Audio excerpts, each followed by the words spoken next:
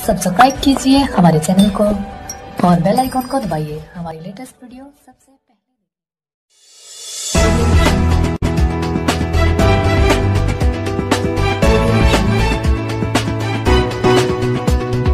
उसमें हमारे देश के वजीर आजम पंत प्रधान नरेंद्र मोदी साहब के झूठ का पर्दाफाश करने के लिए बुलाया हो कि किस तरह भारतीय जनता पार्टी देश के गरीब लोगों के साथ खिलवाड़ कर रही है, उनको सुहाने सपने दिखा रही है।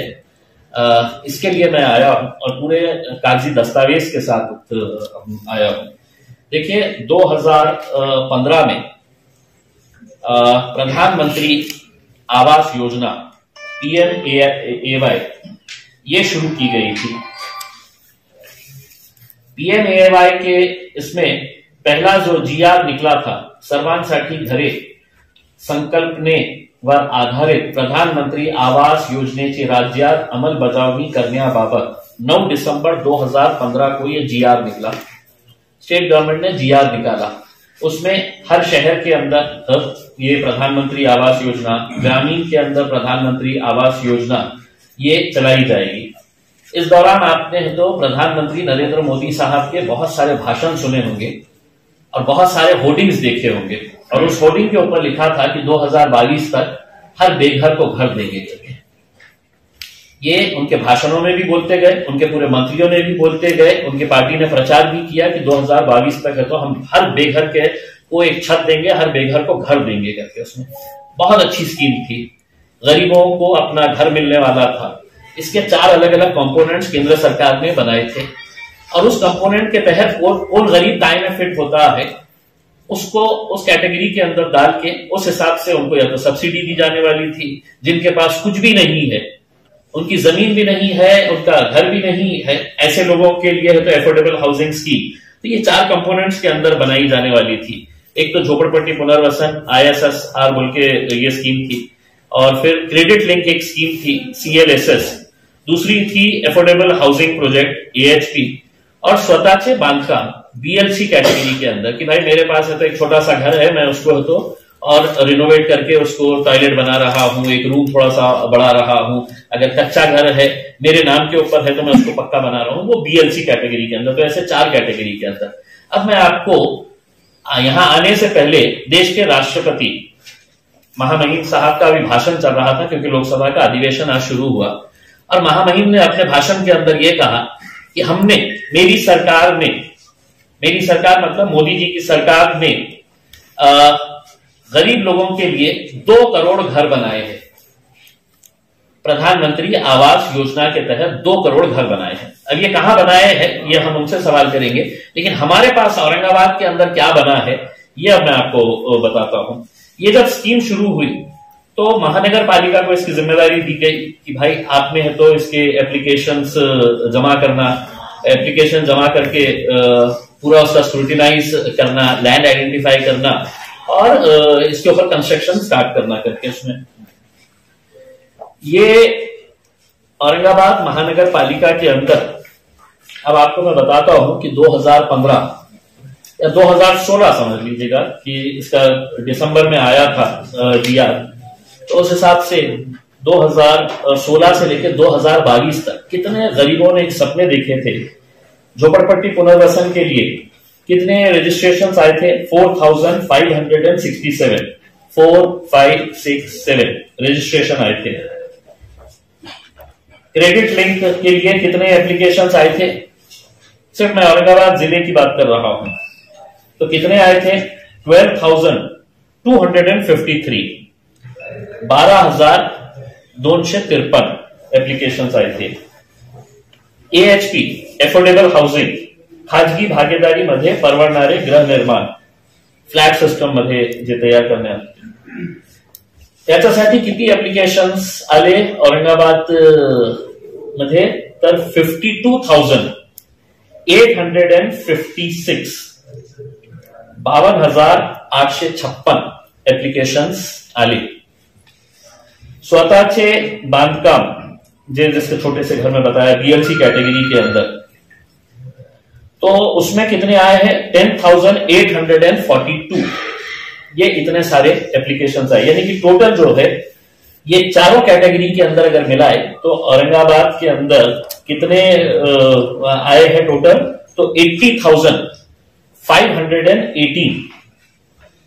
अब आप सोचिएगा कि जिनको सपने दिखाए गए थे कि 2022 तक आपको हर घर मिलने वाला है, हर बेघर को घर मिलने वाला है, ISSR कैटेगरी के अंदर 4,567, उसमें से मिले कितने लोगों को, तो 0। क्रेडिट लिंक 12,253 एप्लीकेशंस, मिले कितने, 0। AHP एफोर्डेबल हाउसिंग 52,856, मिले कितने, 52,856 एप्लीकेशन्स आले, मिळाले किती लोकांना, 0। BLC हे जे कॅटेगरी होती त्याच्यासाठी 10,842 एप्लीकेशन्स आले आणि त्याच्यामध्ये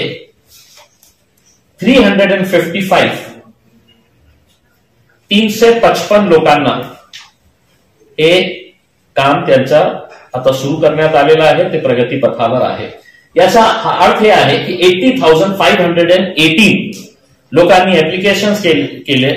2016 पासून ते एक स्वप्न बघत आहे, नरेंद्र मोदी साहेबांचं भाषण ऐकत आहे, भारतीय जनता पार्टीचा खोटा प्रचार ते ऐकत आहे की आम्ही सगळ्यांना घर देणार आहे, आणि औरंगाबाद मध्ये फक्त 355 लोकांना, 80,000 पैकी फक्त 355 लोकांना हे स्कीम मध्ये घरे मिळालेले आहे।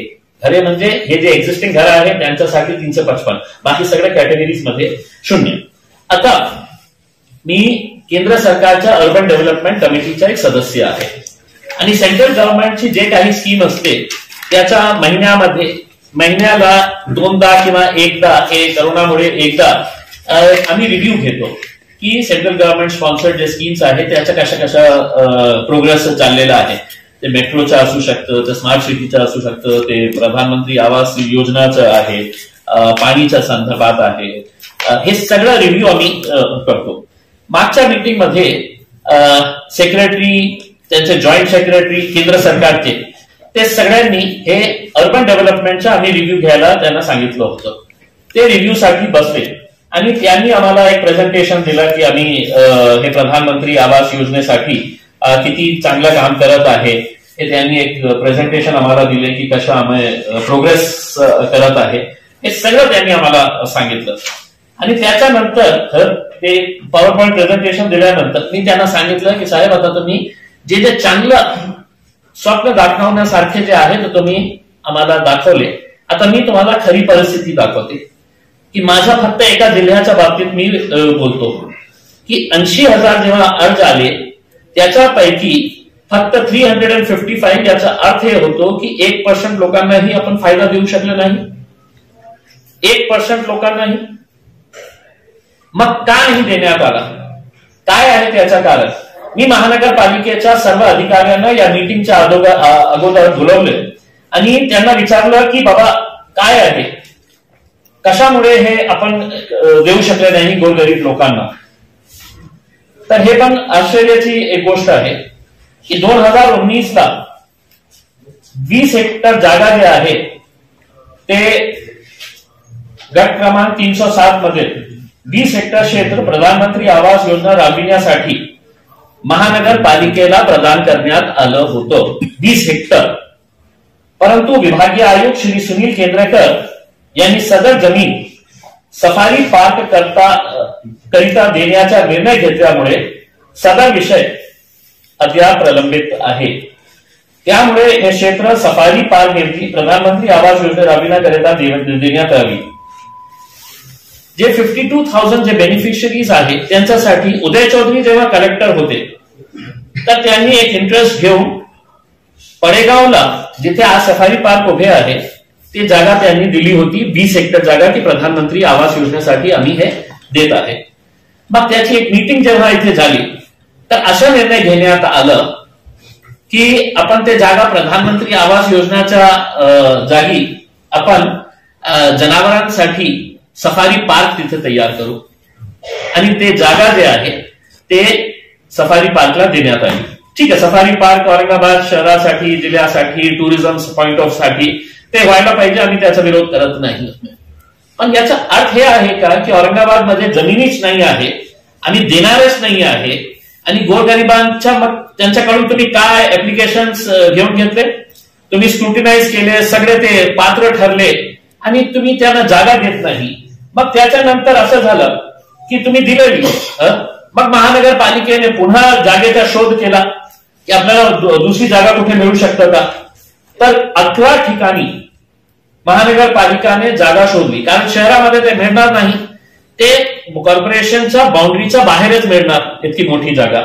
तर त्यांनी मिठिलामध्ये, तिसगाव, चिकलठाणा, कांचनवाडी, सुंदरवाडी या ठिकाणी जागेचा शोध घेतला आणि कलेक्टर साहेबांना प्रस्ताव पाठवलं की साहेब आम्हाला हे जागा प्रधानमंत्री आवास योजनेसाठी पाहिजे.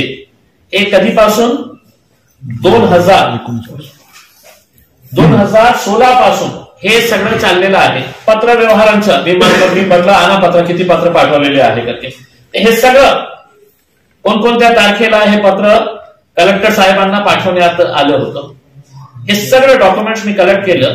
त्या युडीच्या मीटिंग मध्ये मी जेव्हा हे सांगितलं तर अनेक माझे जे चेअरमॅन आहे तेही भारतीय जनता पार्टीचे आहेत, अनेक सदस्य जे होते, चेअरमॅन जे होते, मी म्हटलं आता बघा तुम्ही, मी हे लोकसभेमध्ये हे सांगणार आहे की मोदी साहेब आपण खोटं बोलत आहे, लोकांना स्वप्न दाखवण्याचं तुम्ही काम करत आहे आणि उत्तर प्रदेशच्या निवडणुकीमध्ये आम्ही बॅनर्स लावणार आहे, होर्डिंग्स लावणार आहे की मोदी साहेबांनी आमच्या औरंगाबादमध्ये 80,000 लोकांकडून हे घेतलं आणि 355 लोकांना फक्त दिलेले आहे.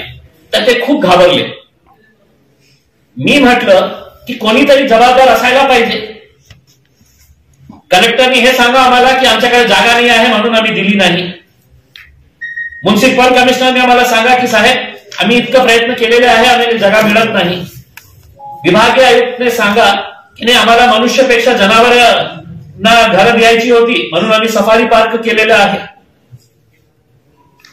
मग मी काय केलं, मी एक पत्र त्यांना पाठवलं, त्यांना चेअरमॅनला त्याच वेळी आणि त्या सेक्रेटरी जे आहे अर्बन डेव्हलपमेंट सेंट्रल गव्हर्नमेंटच्या, त्यांना एक पत्र दिलं आणि त्याच्यामध्ये मी लेटर हे आहे, प्रधानमंत्री आवास योजना के तहत औरंगाबाद शहर के कुल 52,856 गरीब हितग्राहियों को 7 साल से मकान मिलने का इंतजार है, तथापि योजना अंतर्गत आवास प्राप्त करने हेतु अभी तक कोई कार्रवाई नहीं होने के कारण औरंगाबाद के जिला कलेक्टर, औरंगाबाद के म्युनिसिपल कमिश्नर, औरंगाबाद के डिविजनल कमिश्नर को दिल्ली में इस कमेटी के सामने है तो बुलाया जाए करके और इनसे एक्सप्लेनेशन कॉल किया जाए कि तुमने गरीबों के सपनों को क्यों है तो चिकनाचूर किए थे करके. अब चूंकि उनको ये मालूम है कि मैं पार्लियामेंट के अंदर बोलूंगा तो इनकी सबकी ये होगी, तो अब मुझे तो कल लेटर आया है और उस लेटर के अंदर 9 तारीख के दिन उन्होंने ये तय किया है कि हम सिर्फ स्थानिक लीडरों को, अधिकारियों को ना बुलाते हुए हम महाराष्ट्र सरकार के जो प्रिंसिपल सेक्रेटरी है, चीफ सेक्रेटरी है, उनको हम बुलाएंगे. 9 तारीख के दिन पार्लियामेंट के अंदर ये अधिकारियों को वहां पर आकर इनको तो अपना ओरल एविडेंस देना है कि हमने इतनी एम्बिशियस स्कीम, इतनी अच्छी स्कीम जो है वो हमने क्यों नहीं इंप्लीमेंट किए हैं करके. मैं कमेटी को यही अनुरोध करूंगा कि उस मीटिंग के अंदर कलेक्टर साहब, म्युनिसिपल कमिश्नर और डिविजनल कमिश्नर को भी बुलाया जाए करके, ताकि तो ये जवाब दे सके कि हमारे पास ये क्यों नहीं होने दिया गया है. मैं उस रिव्यू कमेटी के अंदर जब देखा हूं, बड़े बड़े शहरों के अंदर हजारों से कुछ शहर ऐसे हैं कि जहां पर लाखों के घर बना दिए गए हैं, लेकिन ये वो शहर है जहां पर भारतीय जनता पार्टी की सरकार है राज्य में. यानी कि इसका मतलब यह है कि उधर केंद्र में भारतीय जनता पार्टी की है, महाराष्ट्र के अंदर दूसरी सरकार है, बोले कहीं को प्रधानमंत्री की आवास योजना को अपन प्रमोट करने का है करके, गरीबा मर रहे हैं तो मरने दीजिएगा करके. तो ये सिचुएशन के तहत अब हमने ये तय किया है कि मैं इसको पार्लियामेंट के अंदर भी उठाऊंगा और 9 तारीख के दिन इनके गवर्नमेंट रिप्रेजेंटेटिव्स को हम है तो उस कमेटी के सामने है तो पेश करेंगे और कमेटी के सामने इनको ये पूरा बताना पड़ेगा। अब इसमें कोई है तो हेराफेरी इसलिए नहीं हो सकती है कि मैंने पूरे डॉक्यूमेंट्स पहले से ही जमा कर लिए हैं कि कौन कौन से सेक्टर के अंदर कहां पर ये है। अब आपको मालूम है ये 52,000 जो एप्लीकेशंस आए हैं जिनके पास कुछ भी नहीं है, वो अगर हमने सही तरीके से अगर उसका करते हैं। अच्छा, दूसरी तो आप ये समझ लीजिएगा कि गरीबों को 4.5 लाख 5 लाख रुपए के अंदर बेहतरीन एक घर मिल जाएगा। 4.5-5 लाख रुपए के अंदर, क्योंकि 2 लाख रुपए की सब्सिडी है, गवर्नमेंट की सब्सिडी 2.5 लाख रुपए की है। और अगर कोई मजदूर है, लेबर क्लास का है, लेबर क्लास मजदूर लोग ही है जिनके पास घर नहीं है, तो उनको एडिशनल 2 लाख रुपए, यानी कि अगर घर बन रहा है समझ लीजिएगा 9 लाख रुपए 9.5 लाख रुपए में, तो 4.5 लाख रुपए को तो आपकी सब्सिडी ही गवर्नमेंट की मिल जा रही है। तो किसी गरीब आदमी को 4-4.5 लाख रुपए के अंदर अगर घर मिल रहा है और हजारों की तादाद के अंदर।